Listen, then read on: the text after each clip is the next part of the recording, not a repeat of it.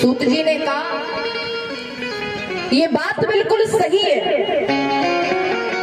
तुमने अपना घर छोड़ा, परिवार छोड़ा, नाते रिश्तेदार सगे संबंधी सब कुछ छोड़ा, लेकिन जानती हो तुम्हें भगवान क्यों नहीं मिले?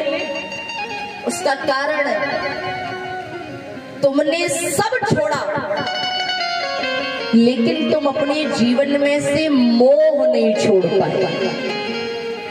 क्या नहीं छोड़ पाए? मोह। और याद रखिएगा, अगर भगवान को पाना चाहते हो ना, तो जब तक अपने जीवन में से तुम मोह नहीं छोड़ोगे, तब तक भगवान की कृपा मिलने वाली नहीं है। हाँ, कहा तो संतों ने कहा महाराज हमारा मोह खत्म कैसे होगा? तब सूत जी ने कहा अगर भगवान को पाना चाहते हो, मोह खत्म करना चाहते हो, तो सुंदर श्रीमद् भागवत महापुराण की कथा श्रवण करिए। कथा सुनने के बाद मोह दूर हो जाएगा। एक बड़ी अच्छी बात याद आ गई। एक शहर में कथा चल रही थी, तो कहा भैया हमने मंच से कहा कि भागवत जी की कथा सुनना चाहिए। तो जो लोग 2-4-10 किताबें पढ़ लेते ना ज्यादा, तो वो व्यक्ति आके बोले बहन जी क्या बात कर रही, हम भागवत भला क्यों सुने, कथा क्यों सुने, कथा सुनने से क्या होगा? हमने कहा बात बहुत बड़ी अच्छी कह रहे हैं आप, लेकिन हमने कहा देखो भैया हम ज्यादा पढ़े लिखे नहीं हैं आपके बराबर, लेकिन आप हमारे प्रश्न का जवाब दे दीजिए। बहन जी प्रश्न क्या है? मैंने कहा प्रश्न केवल ये है, आप अपनी गाड़ी से कहीं जा रहे हो, 4 व्हीलर से 2 व्हीलर से, गंभीरता से सुनिएगा, आप कहीं जा रहे हो, चलते चलते आपकी गाड़ी के पहिए से हवा निकल जाए, आप क्या करोगे? क्या करोगे?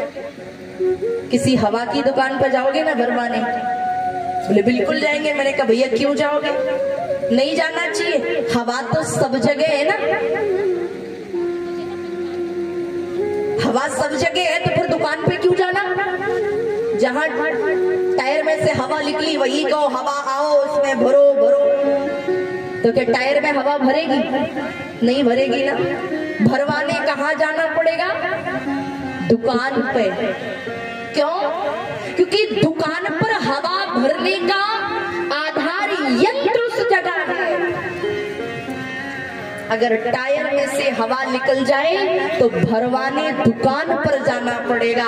अगर भगवान को पाना है तो भगवान के प्रति आस्था और विश्वास जहां मन में जागृत होगा, तो प्यारे केवल और केवल कथा सुनने के बाद तुम्हारा मन भगवान के प्रति जाएगा। ये है कथा। 88,000 संतों ने कह दिया महाराज हमने 4 वेद पढ़ लिए, 18 पुराण पढ़ लिए, उसके बाद हमें मोक्ष नहीं मिला, भगवान की कृपा नहीं मिली, भगवान प्राप्त नहीं हुए। क्या भागवत जी की कथा सुनने के बाद हमें मोक्ष मुक्ति प्राप्त होगी? तब श्री सूत जी महाराज ने कहा देखो, आम का फल खाना अलग बात है, लेकिन आम का रस पीना अलग बात है। का महाराज हम कैसे मान ले कि भागवत जी की कथा महान है? तब श्री सूत जी महाराज ने सुंदर कथा सुनाई। क्या सुनाई? बोले एक बार की घटना, परम पूज्य श्री सुखदेव जी महाराज राजन परीक्षित जी को श्रीमद् भागवत जी की कथा सुना रहे थे। तो देवताओं के राजा कौन है? इंद्र। इंद्र श्री सुखदेव जी के पास आए और सुखदेव जी के पास खाली हाथ नहीं आए, तो हाथों में अमृत का कलश लेकर के आए। और इंद्र बोले सुखदेव जी से कि महाराज आपसे विनती है, प्रार्थना है, क्या ये जो अमृत कलश है, ये अमृत आप परीक्षित को पिला दो, लेकिन ये सुंदर भागवत जी की कथा आप हमें सुना दीजिए। सुखदेव जी के नेत्रों में आंसू आ गए। सुखदेव जी ने कहा, इंद्र मैं कोई व्यापारी नहीं हूं, लेकिन मैं कोई मूर्ख नहीं हूं जो हीरा देकर के कांच खरीदने का काम करूंगा। कहा तुम्हारा वो अमृत और कहा श्रीमद् भागवत जी की कथा, क्योंकि याद रखिएगा संसार में हर काम सरल है, धन कमाना बड़ा सरल है जी, कहना नहीं चाहिए। धन तो महाराज आज के समय एक वेश्या भी बड़े आराम से कमा लेती है। धन कमाना कोई बड़ी बात नहीं है, पद पाना कोई बड़ी बात नहीं है, घर बनाना कोई बहुत बड़ी बात नहीं है, सम्मान प्राप्त कर लेना भी कोई बड़ी बात नहीं है। अरे प्यारे, इस कलिकाल में, इस कलयुग में भाग्योदय बहु जन्म सत्संग चलबते पुरुषो यदावे, इस कलयुग में महाराज भगवान की कथा सुनना ये परम सौभाग्य की बात है। क्यों? जब करोड़ों जन्मों के जब पुण्य अर्जित होते हैं, तब कहीं जाकर के हमें कथा सुनने का सौभाग्य प्राप्त होता है। क्यों? क्या आपके गांव में, क्षेत्र में क्या इतने ही भक्त हैं? क्या केवल इतने ही लोग हैं? नहीं ना। इसी दोपहरिया में महाराज आप यहाँ भगवान की इस कथा पंडाल में बैठ करके आप कथा सुन रहे हो, बुरा मत मानिएगा, सही सही कह दे, चलो कह देते हैं। आप लोग यहाँ बैठ करके कथा सुन रहे हैं, और कुछ लोग ऐसे भी होंगे जो एक गांव में एक पेड़ के नीचे बैठ करके चार बूढ़े दादा, समझ गए कि नहीं, क्या खेल रहे होंगे? हाँ, और कुछ लोग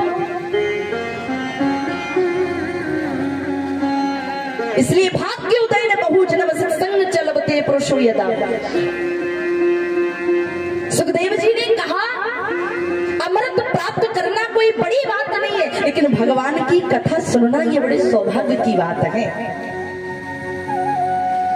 सुखदेव जी ने कहा इंद्र तुम अपना अमृत वापस लेकर के जाओ। इंद्र को बड़ा बुरा लगा। इंद्र ने कहा अरे, जिस अमृत को प्राप्त करने के लिए देवता और राक्षसों ने मिलकर के समुद्र मंथन किया हो, जिस अमृत को प्राप्त करने के लिए महाराज भगवान विष्णु को कछुए का रूप धारण करना पड़ा हो, जिस अमृत को पाने के लिए भगवान शंकर को जहर पीना पड़ा हो, जिस अमृत को प्राप्त करने के लिए भगवान को विश्व मोहिनी रूप लेना पड़ा हो, उस अमृत को कैसा बता दिया? इंद्र को बड़ा बुरा लगा। इंद्र पहुंचा ब्रह्मा जी के पास, बोला ब्रह्मा जी आपको निर्णय करना होगा। वो कागज के पन्नों में लिखी वो भागवत जी की कथा महान है, या इस स्वर्ण कलश में रखा हुआ ये हमारा अमृत महान है। ब्रह्मा जी ने एक तराजू मंगवाई। तराजू समझ रहे? एक तराजू को मंगवाया, और तराजू के एक पलने पर केवल मात्र श्रीमद् भागवत महापुराण की कथा को रखा, और एक कलश पर, एक पलने पर अमृत कलश के साथ साथ तीनों लोगों के सुख वैभव संपत्ति को रख दिया। और जैसे ही ब्रह्मा जी ने उस तराजू को उठाया, आप सभी लोगों को ज्ञात है कि महाराज तराजू के जिस पलने में वजन कम होता है वो पलना ऊपर उठ जाता है, और जिसमें वजन होता है वो पलना नीचे रहता है। जैसे ही ब्रह्मा जी ने तराजू को उठाया तो देखा क्या, जिस पलने में श्रीमद् भागवत जी की कथा रखी हुई है वो पलना अभी भी भूमि पर है, और जिस पलने पर अमृत का कलश रखा है वो पलना ऊपर हो गया। ब्रह्मा जी ने इंद्र से कहा, इंद्र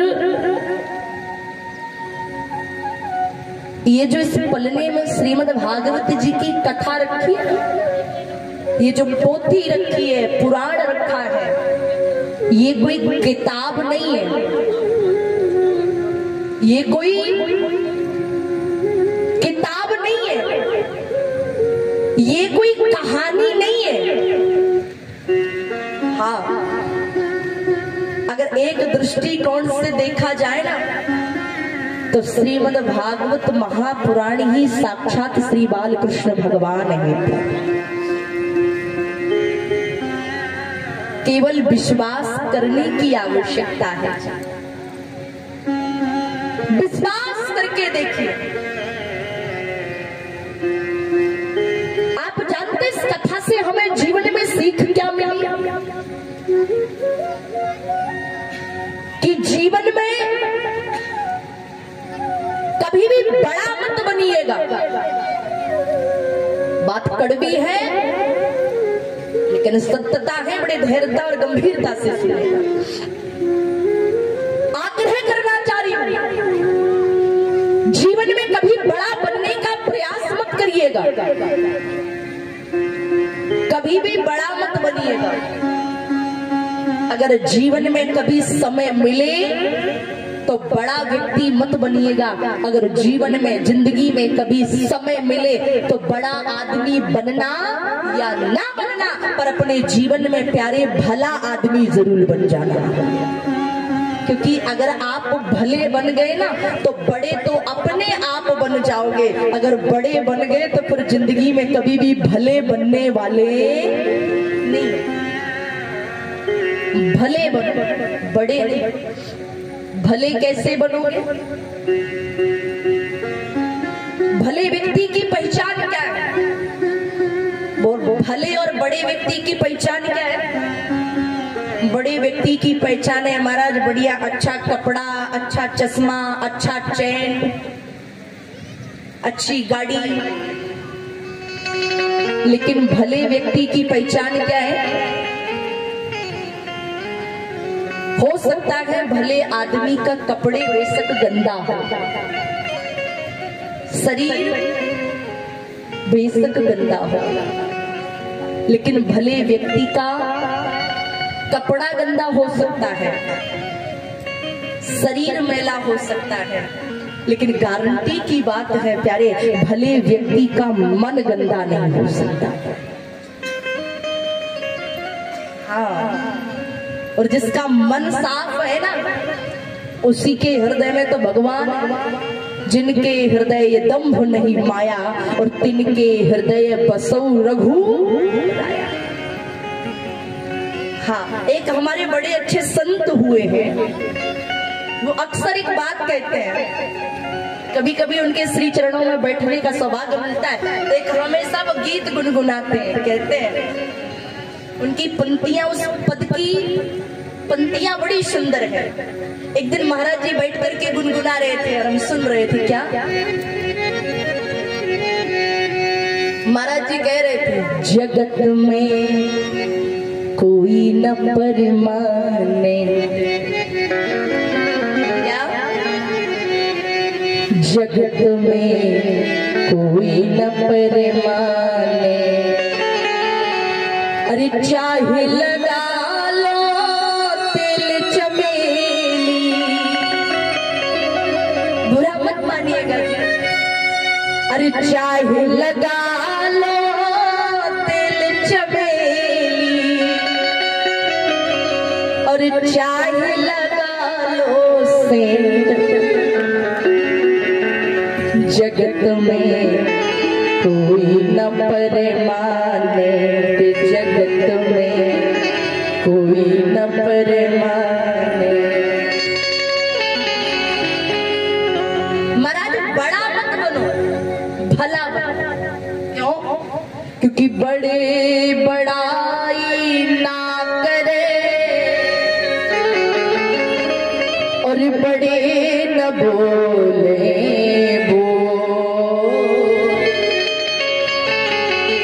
हीरा कबहु न कहत है इजला टका मारो। इसलिए भला बनो, बड़ा नहीं। 88,000 ऋषियों ने हाथ जोड़ लिया। महाराज इतना और बता दीजिए, ये सुंदर श्रीमद् भागवत जी की कथा हमारे पास आई कैसे? इसको लाने वाला कौन है? आधार किसका है? आधार कौन है? तब श्री सूत जी ने कहा, ये भागवत जी की कथा हमारे पास अगर आई है, आप लोगों को निवेदन करना चाहती हूँ, कभी कभी बड़ा कष्ट होता है जी। कई लोग कह देते हैं नारद जी के बारे में कि भैया नारद जी के पांव में ऐसी रेखा है, जिस घर में कभी लड़ाई ना होती हो वहां पहुंच जाए तो लड़ाई शुरू हो जाती है। लेकिन प्यारे निवेदन करना चाहते हैं, नारद जी कोई साधारण नहीं है। श्रीमद् भागवत महापुराण में श्री वेद व्यास जी ने श्लोक लिखा है, क्या? नारद ज्ञान उदयति नारदा। जिस व्यक्ति को जीवन में नारद का दर्शन हो जाए, उस व्यक्ति को नारायण का दर्शन होता है। कि श्री नारद बाबा, श्री सूत जी ने कहा,